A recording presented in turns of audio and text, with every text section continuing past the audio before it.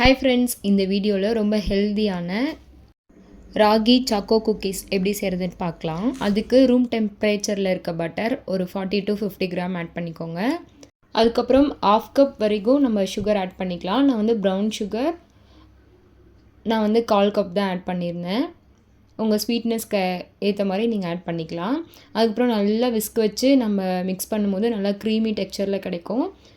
அதுக்கப்புறம் try ingredients வந்து add பண்ணிடலாம். 1/2 cup wheat flour, 1/2 cup ragi flour add பண்ணிக்கலாம். அது கூடவே 1 TSP கொக்கோ பவுடர் 3 வந்து ஒட்டுக்க ஆட் பண்ணிவிட்டு ஒரு ஸ்ட்ரெயினரில் வச்சு நல்லா வந்து ஸ்ட்ரெயின் பண்ணிக்கலாம். இப்படி பண்ணும்போது நல்லாவும் மிக்ஸும் ஆகும், நமக்கு எந்த லம்ஸும் இல்லாமல் கிடைக்கும். ஃபஸ்ட்டு நல்ல விஸ்க் வச்சு நல்லா மிக்ஸ் பண்ணிக்கோங்க. அதுக்கப்புறம் நம்ம நல்லா வந்து கையிலேயே தான் வந்து நல்லா சப்பாத்தி மாவு மாதிரி பிணைஞ்சிக்கணும்.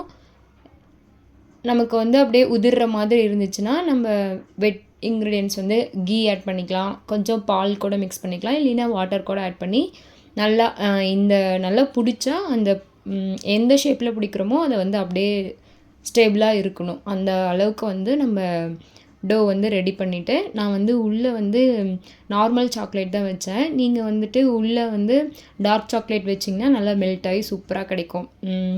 டார்க் ஃபேண்டஸியில் பிஸ்கெட் உடைச்சா அப்படியே மெல்ட் ஆகி வரும்ல, அந்த மாதிரி கிடைக்கும்.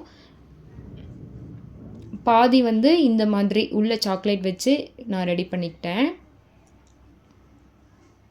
ஆனால் டேஸ்ட் வந்து சூப்பராக இருக்கும், அதுக்கு நான் கேரண்டி. கண்டிப்பாக ட்ரை பண்ணிவிட்டு உங்கள் ஃபீட்பேக்கை வந்து கமெண்ட் பண்ணுங்கள். அதுக்கு மேலே நான் வந்துட்டு சாக்கோ சிப் வச்சு அப்படியே லைட்டாக டெக்கர் பண்ணிவிட்டு